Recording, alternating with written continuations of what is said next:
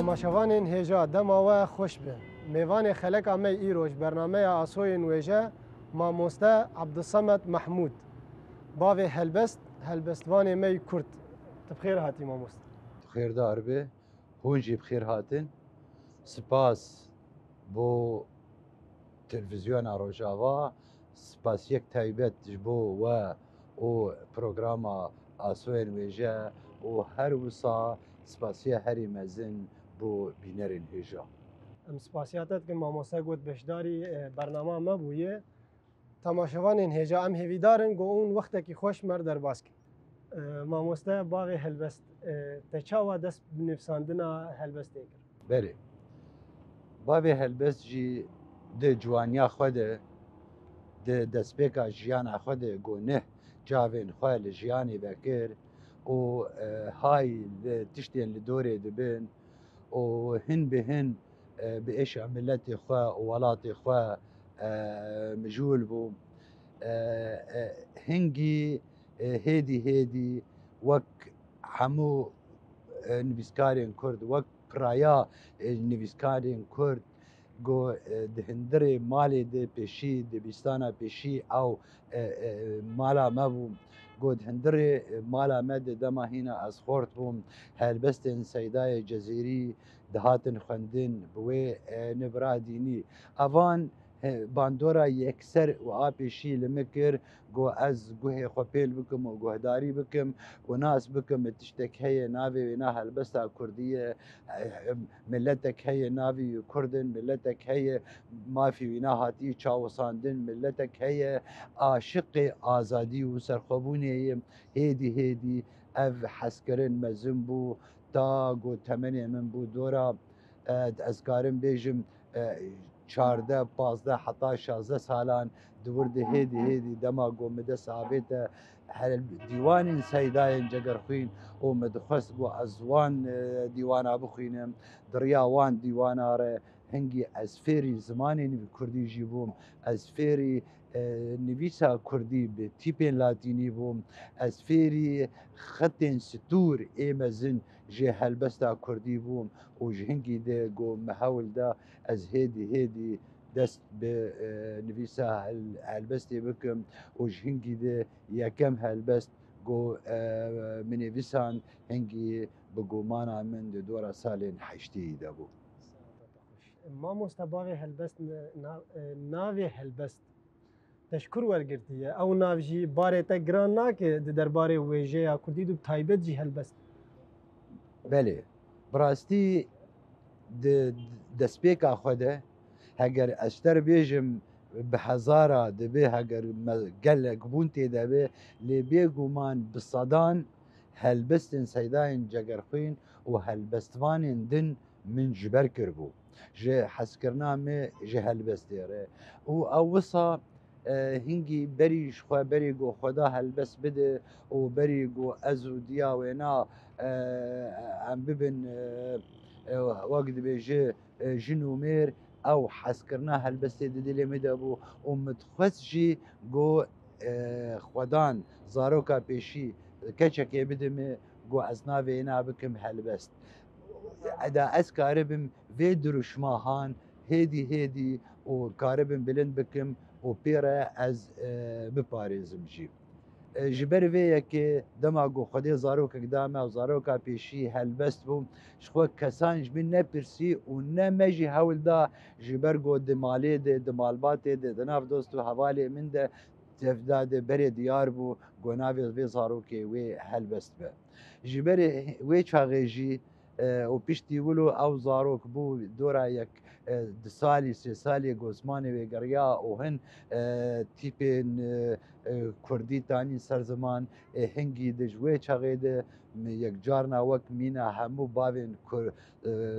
zaroka û bavên Kurda min jê re dinûhiran wek helbest helbest helbest helbestê helbestê lê şêrînê yan ez helbestim helbestim ez helbesta welatim zaroka gelê Kurdî ji Qamişlo ez hatim heta dawiya wêne ew jî hinekî jîr bû helbest ev helbesta hanê ji ber kirbû û li taxê di nav zaroka digot dawiyê de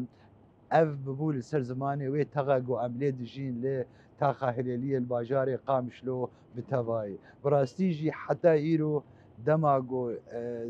جمر بنافي بابي هلبستي كوتن از بيخو سربلند ومزند بينم وراست جي وقت تكرم كري اف گرانيه كجي وبارك جي داتين سرملي مرو قوت تكاري به باري هلبستي هلگره تكاري با اركي هلبستي هلگره تكاري ناميا هلبستي هلگره وتبي ناميا بگين جواكا خوا وتناميا خوني ولات باريزي ويجي دريا هلبستي ده بگينه بلي باغي هلبست تقالب بحثا تغا هلاليه كرن زحمتيه قلت جواكي كشاندن يعني برين هاجي شوية تكتبوا حبسية زحمتين پرسگریکین سیاسی و جواکی دیجیانات درباز بون باندورا ویل هلبستی چاوب بله بری همه تشتی وکی ما بری آنا گوت هلبست نامه ده هلبست تنامه خواه هستن خواه دربرین خواه ده هندری هلبستی ده اتوه پیشکشی جواکی ده بگومان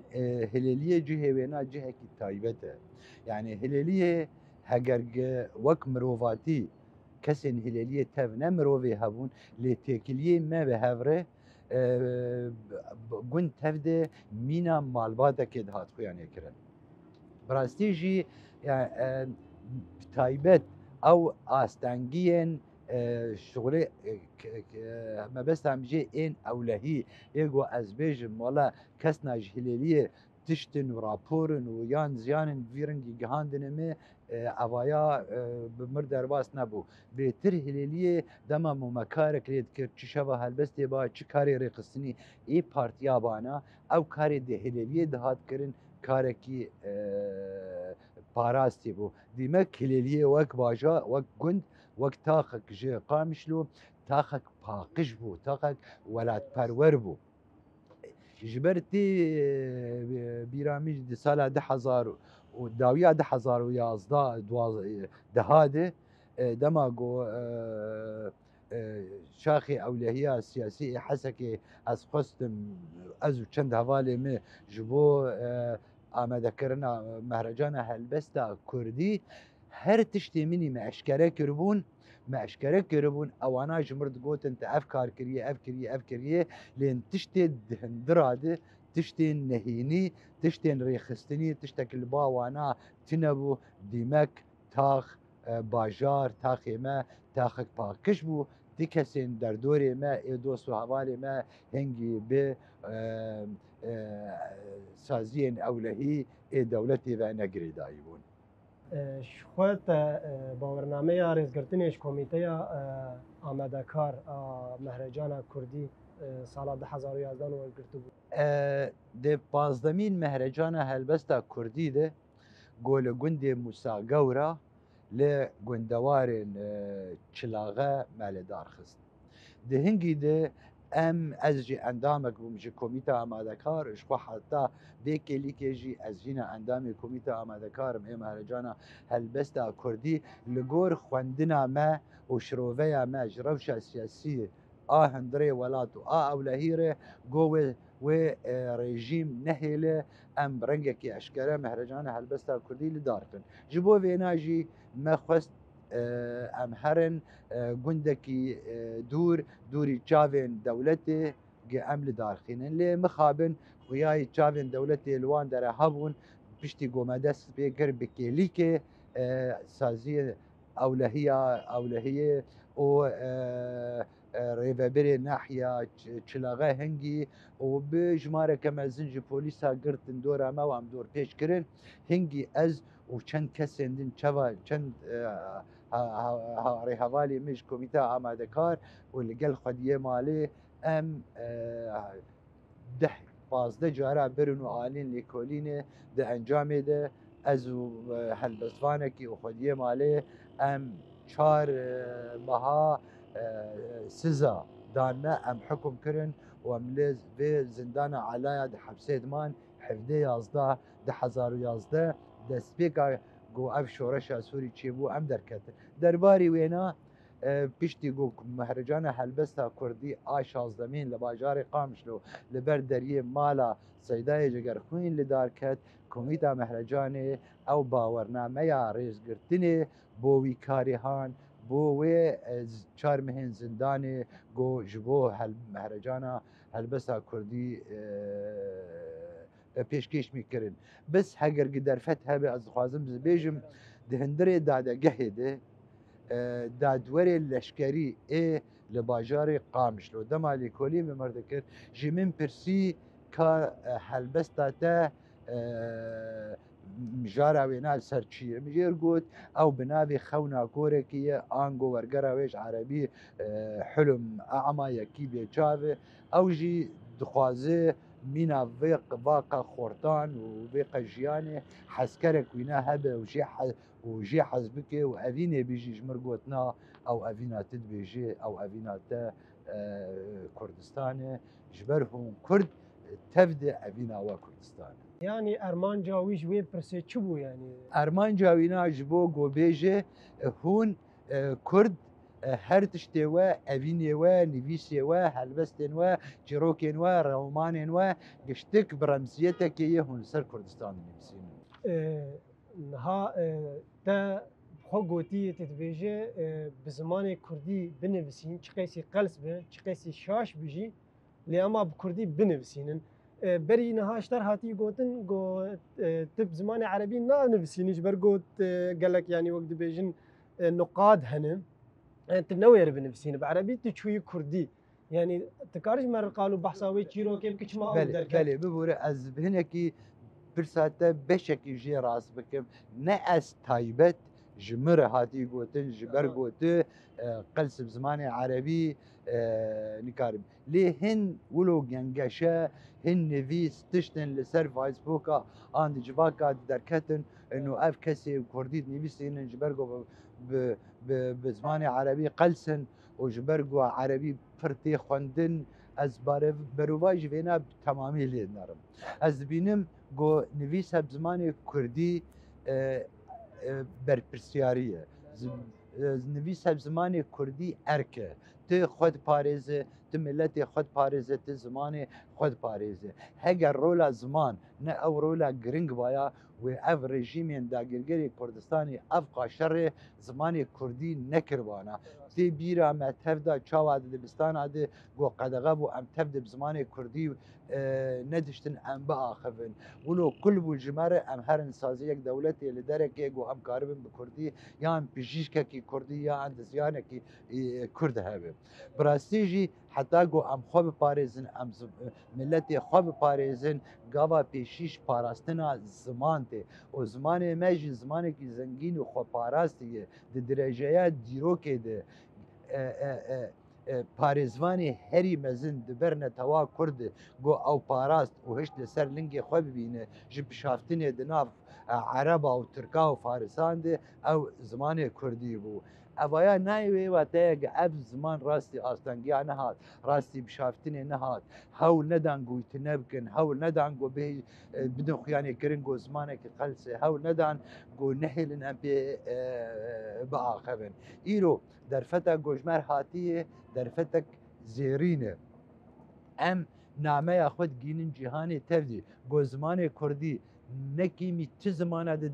dinyayê de ye ne di wêje de ne di warê derberînê de ne di gotara siyasî de ne di a leşkerî de di hemû wera de zimanê Kurdî di wan asta wan zimana de ye lê hinek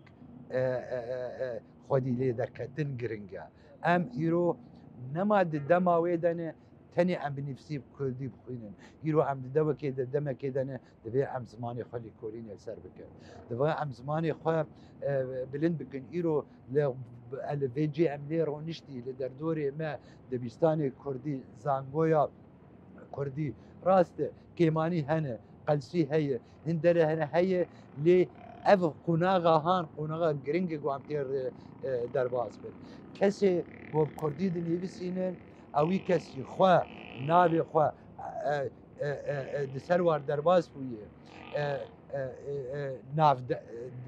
دنگ ودان ناف دنگی جیر نگری گرنگی آنگوک گو بعربی بیجن شهرت ایجی زانم دما گو از پرتوکا کردی درد خم خوینری و یکیمن دما از پست که سر فیسبوک درد خینم خوینری و نا کیمن لی کیجان کسی به کردی بنویسینه کیجان کسی تیپ کردی دنویسینه و د پاریز از برزگرتن لبرد سکنم و از دویجم جاوی من آبای شاشد ناف خوی ناده هگر کاری براست بکه مالاوی آوا نه ام بین پیلانا بهفدو بکن و ام زیانه بگینن هفدو و ام بیجن ترکیه تبوی رنگی هاند نویسینه یعنی بگومان هلبستا کردیجی وجه کردیجی دبی پرسنده دبرده هبن از الویدری راوستم ام نکیمی هلبستا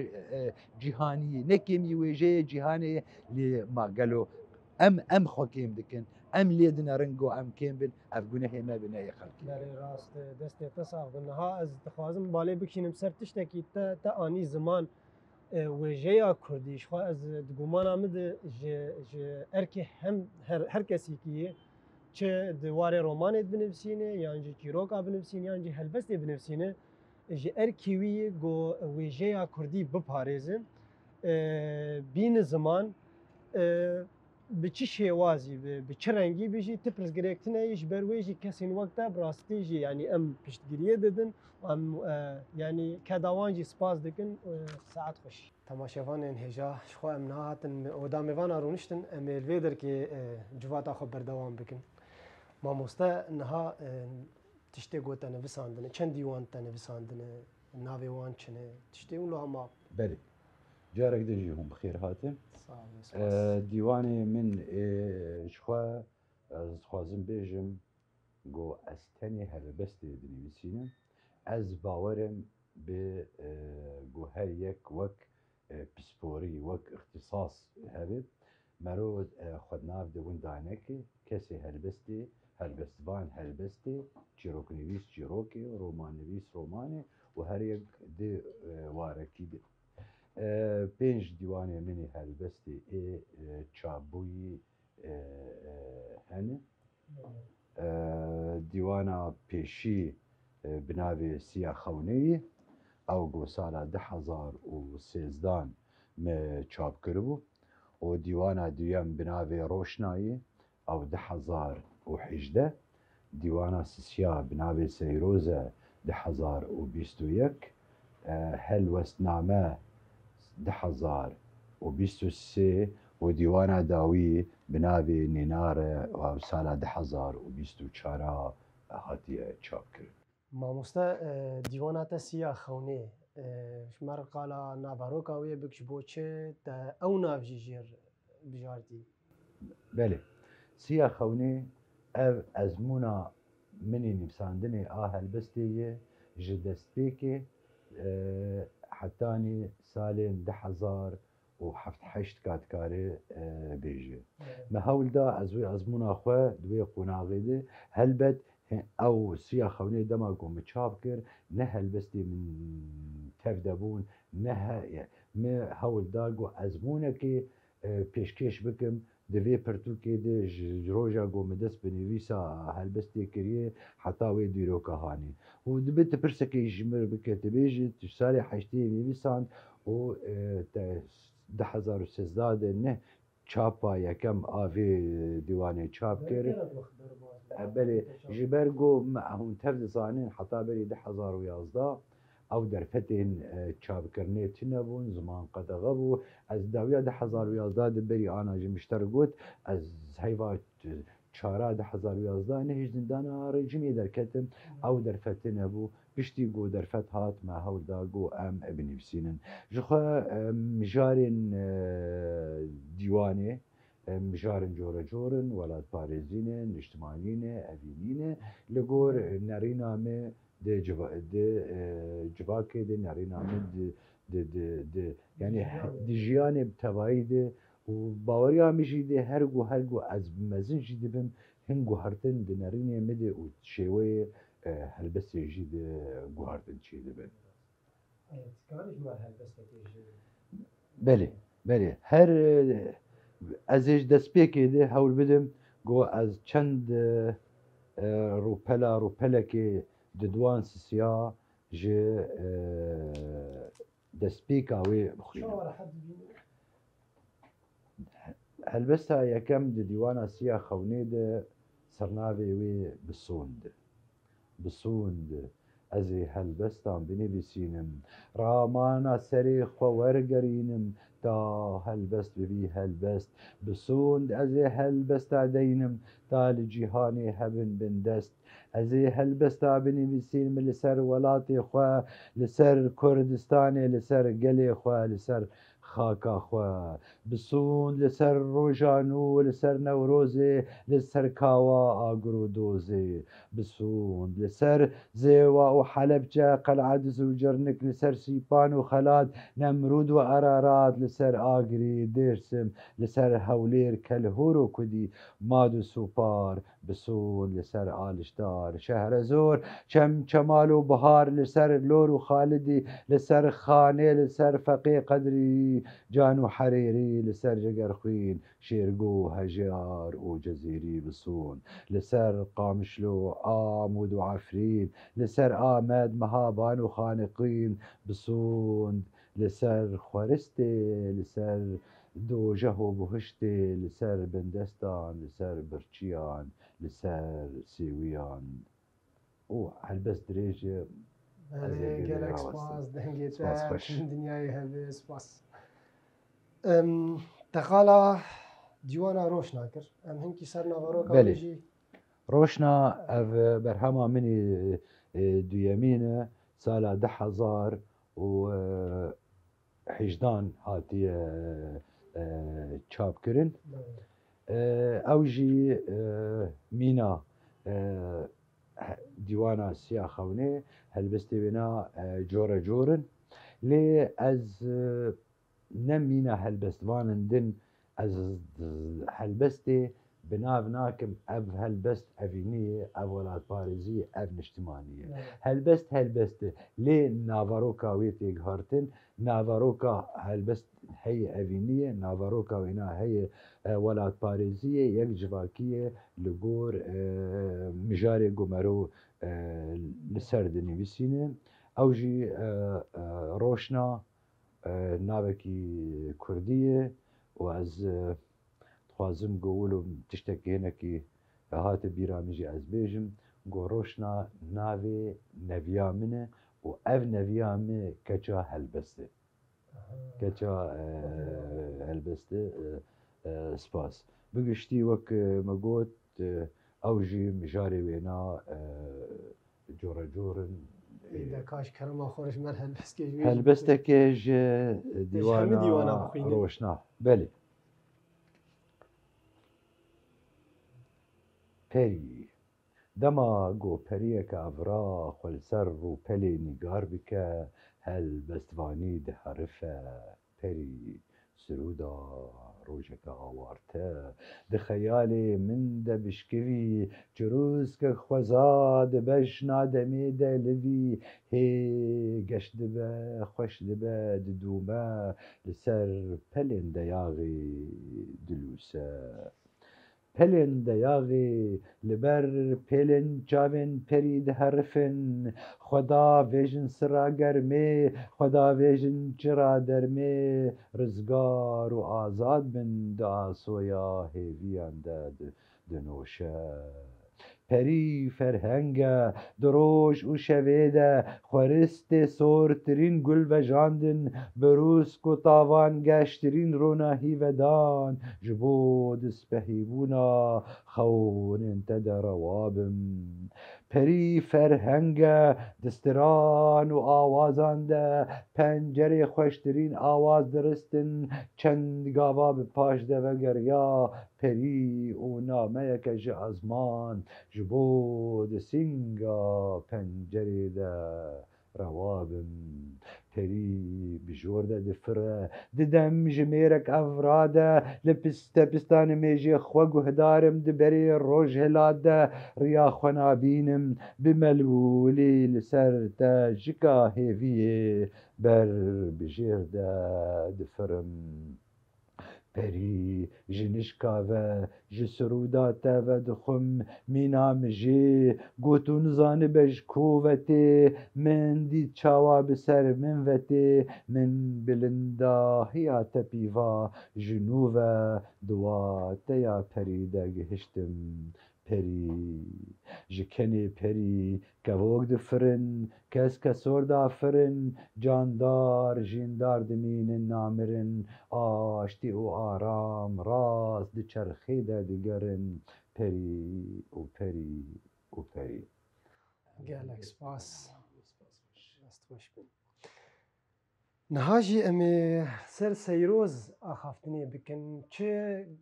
جدابون چه گوهرتن دنابرا سیروز و روشنا و سیاخونی بله براستی وەکی مگوت پێشی سەرناف سەیرۆز ئەوایە ناڤەکە هەگەر گوتو لێ فەرهەنگا vەگەڕێ tu واتەیە سەیرۆز وەک پەیڤەکە کوردی بەرێ tu nabîne ji ber got ew nav min afirandî lê mi bersiva vî navê jî wateya nav jî bi rengek bi şêweyekî helbestî di derekê de ji dîwanê de daye ango xwêner dema got li ser xweşik helbestê bixwîne û tê de mijûl bibe wê wateya peyva seyroz nas bike ev seyroz cudahiya wê ji her du dîwanên minên din got helbesteke dirêj e dîwan helbesteke dirêj e di hindirê vê helbesta dirêj de ez hemû nerîn û hizr û hêviyên xwe daxwazên xwe her tiştê got ez bixwazim ez di hindirê vê helbestê de pêk tînim karin hinkî jê guhdar bikinî ez hez dikim goberî ez helbestekê yan hin helbest ji vê dîwana seyroz bixwînim li şûna pêşgotinê ji Rojavayê Kurdistanê ji keleha berhemdanê ji vêna dengê ba û avê parzûn ji dilopên xwe navê seyroza me liv di liv e navbera tîpan daxive belge û dastan û efsane qîra ji nav axa mozan e li şûna pêşgotinê ji dîwana seyroz ji Rojavayê Kurdistanê ji keleha berhemdanê ji vêna dengê ba û avê parzûn ji dilopên xwe navê seyroza me liv di liv e navbera tîpan daxive belge û dastan û efsane qîra ji nav axa mozan e seyroz dema got em bi hev re bin dem xwe ji dîrokê didize di navbera me û ewran de pêpelûkan avan dike kes kesor li ser dêmên te dipeyive dema got em bi hev re bin bîrdank vala dibe ji bilî çavên te naxwîne dema got em bi hev re bin dîrok çîrok dastan û efsan diherifin cîhan dimîne tu bi tenê de were zû were bibîna xwe tovê jiyana min av bide ji bo ku pênûs di pesnevî gelê mêrxas de afirêner bî vînûs û eştara min de were zû were li ser dêmên te ala azadiyê nîgar bikim bi pênûsa dilê te ser bilinda min were zû were em ê bi hev re li kolanê efrîna birîndar rakevin were zû were hîn hin bîna kobanê wergerin li bîranînê serêkaniyê vegerin li qamişlo li hev bicivin were zû were em ê bi hev re ji pakrawanê raperînê re biçimin sê gulan li ser gora sê Mihemedan raxin were xatûna min em ê bi hev re Newrozê pîroz bikin لسر دكا شاهية سماي بكن بدستكي على كردي هالقرم بدست دن ناوي تهلدم ورا زو ورا بيستو يك مومان لبر قورا عادي امي فيخن ورا امي بهفرا روي خواب آلا ولات بپیچن بهفرا داستانا بافرينن بزمان كردي لسر دكا اوينه افسانه اوینا ترا گهینم دزوره ازیج چاوین ترا هل بستک بافرینم جدل ترا باجارکی دامزرینم ده هل بسته ذات زماني لباجار تو قهرماني ورا چاوين تبا على كردي بپیچم جعالي رخوز ببم چاوين تا راموسم هر سبه ورا سبهن بناوي تپیچاي سر بلندن سبهن بسلاواتا گهاي زماوندن سبهن جچاوين تا هلاتي شاهي وقندن اف پرچاک و جه هلبستا سیروز جه دست بیکاوینا سپاس بوت هیویا گوجارک دن اما اگرین نوروزی لعفرین و سریکانی و گریس بی بخیر شخوا دی دیوانا تیا هلوستنامه بالا مکشان دبشه هوارنامه ده تو وق گازنه که دکه تبان کسکی دکه وق برا وق هوال تشمر هنکی هلبستی بیجو و مبستا تجی جه چبو بله شخوا دیوانا هلوستنامه اوایا برهمی منی چارایی دیوانا چارایی سال 2023 هاتیه چاپ کرن اف دیوان جسی بشان پیکتی بشی یکم بناوی هلوستنامه بشی دویم بشي هلوستنامه شخوا او هلبستن كرت جورن لي بشي نوروزنامه بيست ويك هلبستن تمامي لسر نوروزين وبشي سسياجي بشي هوارنامه او جي جو جي ده هلبستن درش بيكتن اف هلبستا گوت بیجی بالا مکشان جخود بری آناجی معانی زمان گو ناوروکا هلبستی و شروع کرنا وینا جلای هلبسوان به از درست ناوین لی اف هوارا منه اف قیرا منه جه هر کردکی ولاد پاریز ره جه هر دوستکی نزیکی مره جه هر پشگیرکی مره جه هر سرکردایتیکی کرداره اف هوارامه اف ایشی منه اف تشتی گو بسری مفتی گو ام بزو بهف بین دبه هر یک شخوره شروبه بکه او حوالی جان کیه لی از لبا من او حوالی جان اوی کرد پروره او دوستش دش جانه اوی گو پشتگیری آمرو دیگه هلبست ناوروکا هلبستی جی او از جوارا بخوینم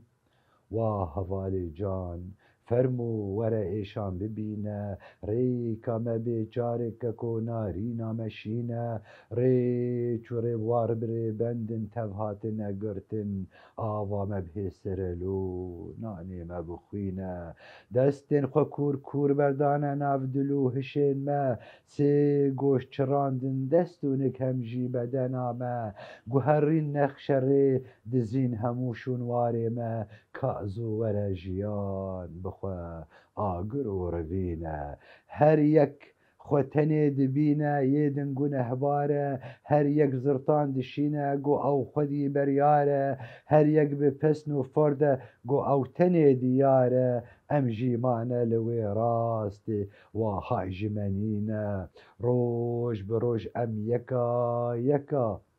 كيمو هم قرد بن زوي ودخل ما بيارن نماشين دبن مالو مودان وزيتون وانجو قرن وهلدكن بماذا وراككو زو هواري بشينا جبلي دجي هنجي غازنك هنجي بيتر بنگوازی بنگوازی جه هلوستا پارتین کردا و جدابونا وان جه هف گو هر یک خوتنی دبین و هر یک او خراز دبینه هند هلبست دبشی خوانی داوی ده بسر وی آلیجی داره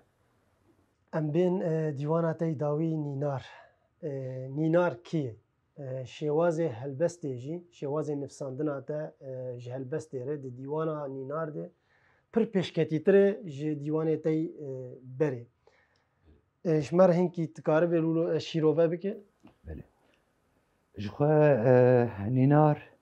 اف برهما داویه گو هاتیه چاپ کرن هجای گوتنه گو از بیجم گو مامستا عبدالمجید خلف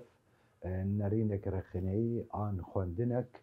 به ناوی نامه آزادیه ده کووارا پینوس آزاد لسر وی برهمه نویساندیه و وصا بری ویجی لیکولینک آنگو سیمینرک درباری سیمینرک رخنهی درباری وی برهمه لناوندا هررکی لدار خست نینار سمبوله ناوکه او ناوی هانه لگور خوینر رادجه گلک واتیان دبه ولات به دبه گو هوال به دبه گو اوین به دبه گو سمبولک به تدخوازه تی وی بکار بینه دبه روشبونک به جبر ناوی نینار نتنی نیناره ناوی وی نینار روشبونا سرشتیه او روشبونا سرشتی مخواست از وی ناوی ولو بدم دستی خوینر و هر یک لگور مجی خواه شروع بکه گلو نینار چیه شخوانا اف ناوکی وک وی اف ناوجی قرت الفرهنگی بگره دیواتا یا وینا نبینه لگور آگاهی من خداوندک سومریجی ناوی نینار راست هلبست که جویجی جبر بخوی؟ جبرگو تبال کشاند سر هلبست سر نینار و جداهی ویناجی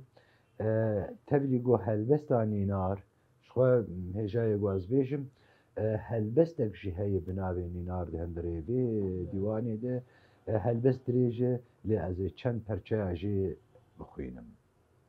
دسر دمين بيدا دما او جوانيا جاوين تا ده هلبستان ده بخوينن تك تكا دليتا دخي زان ده ببهيزن رونا هيا ديمان ده پي وان ده ببينن بينا تليان جتي بان بكشينن هنگي مات ماي ددلي دمينن دجاران تساغ ببي جارك دهشي خوي نرده جارك ده هلبستي ده هر و هر روج و هر دم جين داربي جبر هلبست جوان پير نابي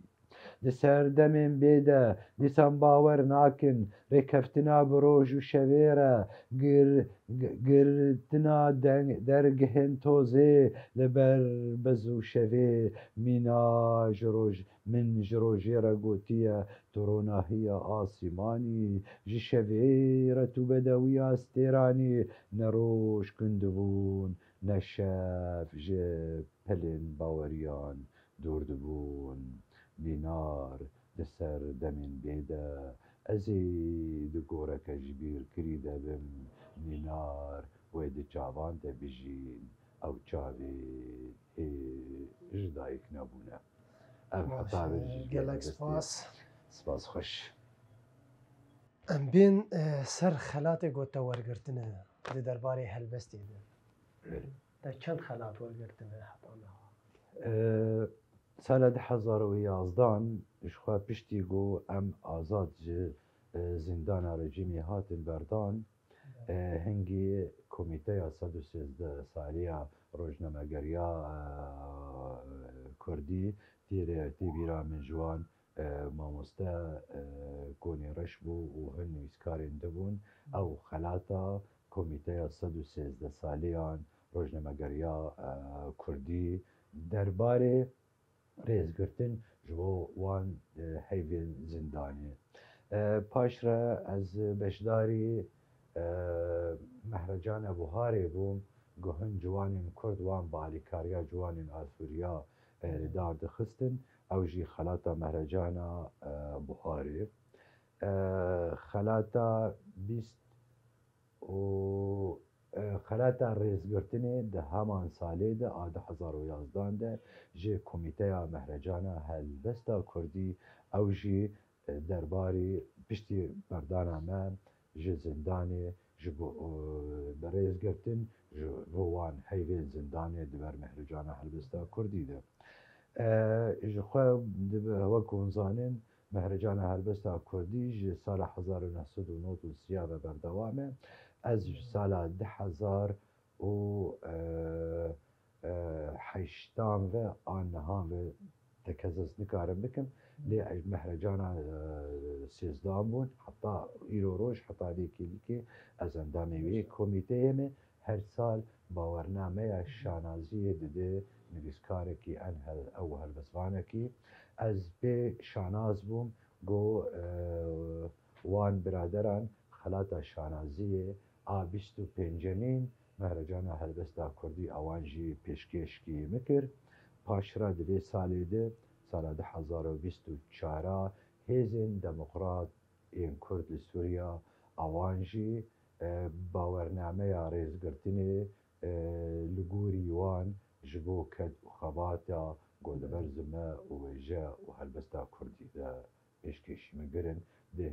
hindirê ahengek fermî. Belê spas mamoste berê gefên gorêjî mêlwet kirin ji xwe piştî got hûn ji zindanê derketin. Bandora zindanê li helbestê te hebû,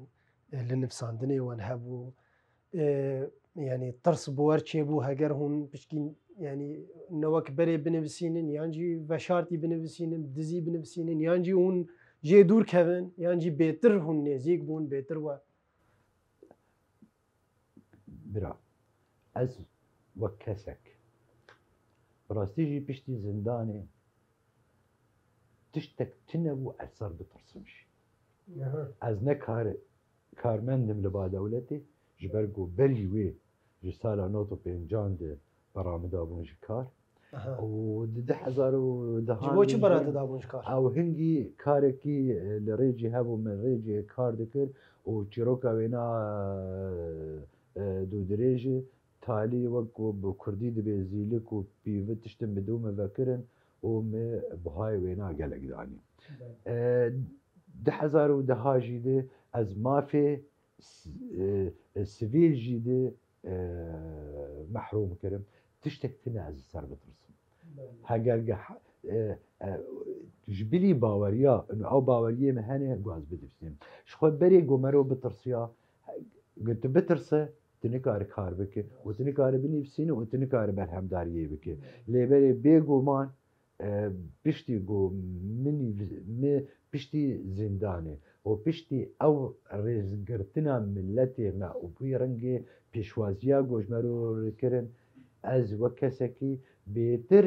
hêr hatin min bêtir baweriyê min çêdibûn got ev rêya me rêyeke durist e û ez vê rêyê bi xurtî berdewam bikim.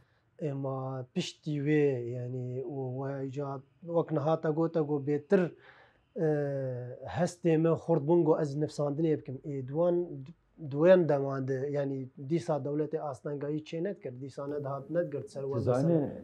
ne em hevdê ya çara 2011 ji zindanê derketin şoreşa Sûrî dest pê kirbû. Piştî got dest pê kirbû piştî wê çend caran wek lîkolîn yan dihatin û ka dixwestin me bişopînin lê wê tiban dor lê karê min nekir û lê nivîsa helbestê nekir. Mamoste niha em tim Kurd em zimanê erebî werdigirin Kurdî, Tirkî werdigirin yanî em tim wergerê dikin. ji zimanên xelkê em tînin zimanê xweş bo gu em bixwîn çima em ji zimanê Kurdî wergerî zimanê Erebî yan Tirkî yan Farsî yan jî îngilîzî nakin çima Belê. Ji xwe îro ro ya herî girîngtirîn erk ev e. Got îro roj em zimanê xwe wêjeya xwe wergerînin zimanê xelkê, zimanên cîhanî. Ji bo gi wêjeya me helbest, çîrok, romana me dorpêşkirî nemîne. Ji hindirê kolana Kurdî û malên Kurdî derkeve. Pêwîst e îro ro gi em li ser wergerê yani bi xurtî rawestin û em wergerînin hemû zimana ji bo ku em nameya xwe bigihînin. Helbesta Kurdî nekîmî helbesta cîhanî ye. Nekîmî wî bi asta xwe. Ji xwe tişkî normal e. Dema îro dengê ji vir derdikevin yan ji vir derdikevin dibêjin helbesta Kurdî helbestek qels e. Ne hemî kesê weşand ya mehrecanekê beşdar bû yan di derekê de helbestek xwend ewaya helbest vane. Helbest ne vî ringê em dibînin ne bi wê hesaniyê ye. Helbest kevintirîn şêweyê wêje ye. Kevintirîn helwest e di hemû zimana de, di nav hemû milleta de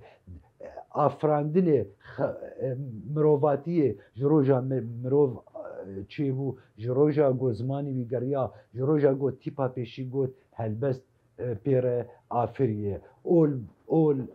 pirtûkên pîroz bi rengê pîroz hatine. Bandora helbestê li kolana Kurdî, li hestên Kurdî ji her tiştî bêtir e. Lê divê em li ser rawestin îro roj, îro em helbesta xwe têxin bin pîvanên rexsnesaziyê de û em wêne şayîk bikin û